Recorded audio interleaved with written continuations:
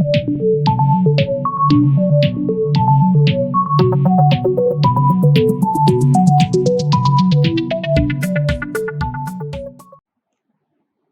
guys, this is Tracy from SimplyRacks. Today we're going to talk about protecting your racking system.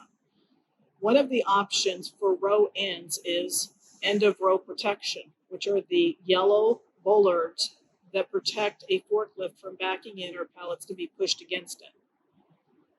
The orange option, which is column protection.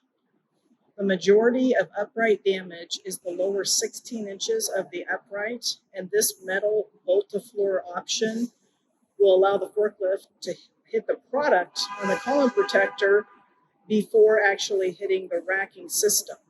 Yes, it will actually damage the column protector, but better that than the uprights. This is not a save-all for the racking. The forklift is obviously a lot larger and heavier, but it certainly does help, especially since these end of row protection protects the bollard, or the bollard protects the upright, and is anchored with 3/4 inch anchors per end of row, and they connect here in the middle. So for instance, these are 42-inch deep uprights with a 12-inch flue space. So this is a 48-inch deep end of row protection. Matches perfectly in the middle and looks great. Hi guys, this is Tracy with SimplyRacks. We're going to talk about protecting your walls and flue space against the wall.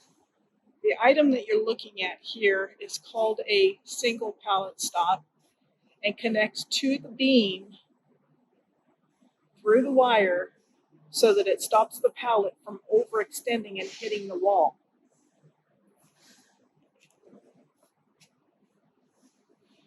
It still allows the pallet to overhang 3 to 4 inches so that if you have a 48-inch deep pallet on a 42-inch deep upright, you're going to have overhang front and back, which is exactly what OSHA wants you to have.